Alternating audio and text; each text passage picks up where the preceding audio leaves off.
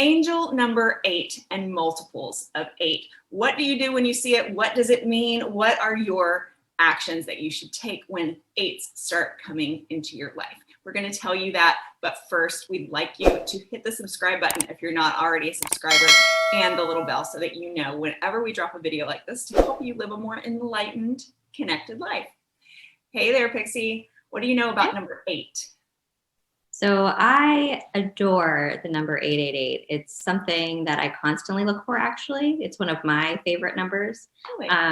Find it when I'm going through like a big, whether it's a spiritual transformation or physical transformation. It's kind of just reminding me, like, look at the blessings, hold gratitude, miracles are happening. And it's like magic to me. It's just like this magical number where it tells me, okay, this is going to be a really good thing. I know it feels kind of stressful right now, but it's going to be really good.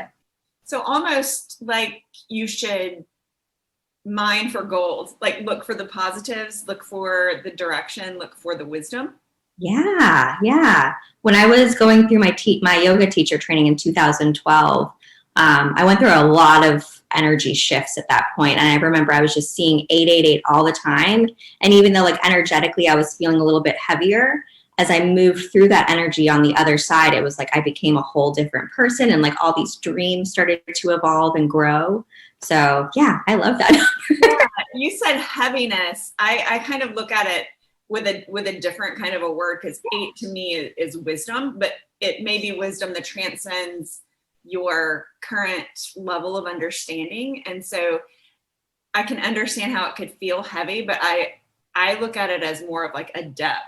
Like an explorer who's found something that's unknown to them. And while that's a little bit intimidating, you know that there's something that you're going to be able to discover or learn, grow through.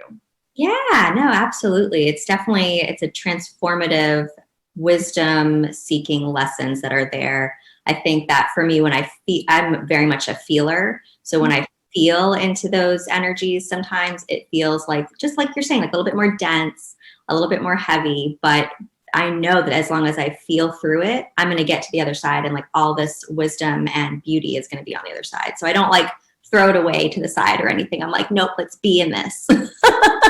Absolutely. Yeah. So when somebody sees these 8s, they're like, oh, look, there's the number 8's been popping up either singularly or in multiples, 2, 3, 4, 8s in succession.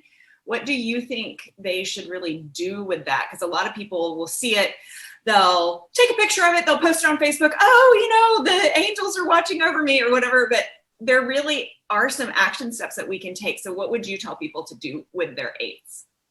So honestly, when I'm looking back at the times I've seen 8s, what I do is it's like I just take a second. I'm like, oh yeah, like all these miracles. And I take some time actually to visualize what I'm wanting to see in my life, because then those miracles can really be attracted even faster. So visualization, I think, is one of the biggest tools you can use with it. Also, especially if you're a feeler like I am and you're like having a funky time, I definitely recommend meditation or journaling about what's going on in your life, so that you can move forward and get to those miracles, feel it and heal it.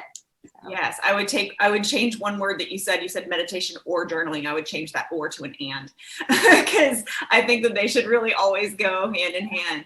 And in your visualization, this is something I was just talking about in our group coaching call yesterday with some of our private clients.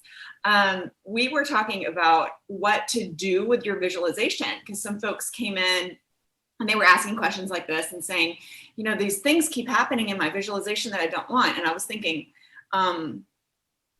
that's not what happens in visualization. Like, things that you don't want aren't what happen, in the visualization. So how do you up level your visualization? And you really hit it on your second point, because you said that you're a feeler and you really you dive into the feeling. And that really is the key to visualization. And I believe is, how does this feel? And what am I going to do with this feeling? Do I want this feeling to continue, or do I want it to shift? Yeah, the more we can tap into our feelings, the more we can really shift a whole lot of things. Because when we're feeling happy and excited, it's technically like we feel in alignment, but even if we're feeling like sad or whatever, it's just a space for growth and lessons. Yeah, absolutely. I love that you said alignment too, because that really is what 8 is all about. It's aligning with the wisdom of the universe that even transcends where we are at this time. So actually, really quick story. Back when I was just getting into things, God, it was about 2006 or something. I had this man just come up to me. And he's like, 8 is your lesson number. And not knowing what he meant then, but knowing now, I'm like, it's a lesson number. It's a huge lesson number. And I realized I have an infinity symbol on my wrist. Uh-huh. My children are like, oh, that's the number 8. And I'm like, well, that's what I think of when I see 8. I think of infinity because it is never ending. Exactly. Just all in alignment, continuous lessons. It's beautiful. You know, and it's really interesting. My daughter, who's 13 now, when she was really little, she was drawn to the number 8. And she was drawn to the color green. She always gravitated toward green and 8. And she was assigned the number 8. You know, when kids go to school, they're put in alphabetical order and then they're given their classroom number and all their assignments have the number on it before they know how to write their name. And she was given the number 8 and has always gravitated there. And there is a wisdom about her. She's just an old soul and brings a lot. So, you know, I would, for someone like me, 8 hasn't been something that I've been super drawn to.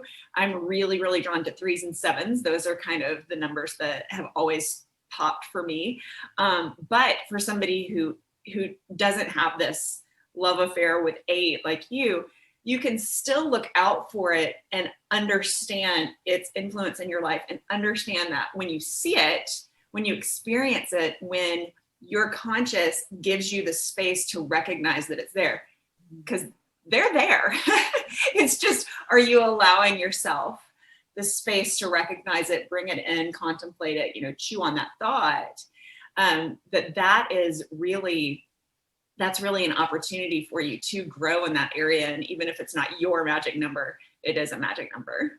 Yes. Oh, I love that. I love how looking at these numbers really brings us back to the present, because that's so important. Absolutely. Absolutely. Well, fantastic. That is your angel number 8. If you guys have questions, please type them down into the comments. We will come back and answer every single one. And again, if you're not a subscriber, do us a favor, give us a thumbs up if you liked this. Of course you did if you're still here with us. So go ahead and hit that thumbs up for us, and then hit the subscribe button if you're not already a subscriber, and the little bell so that you'll know the next time that we come in to give you some wisdom from beyond.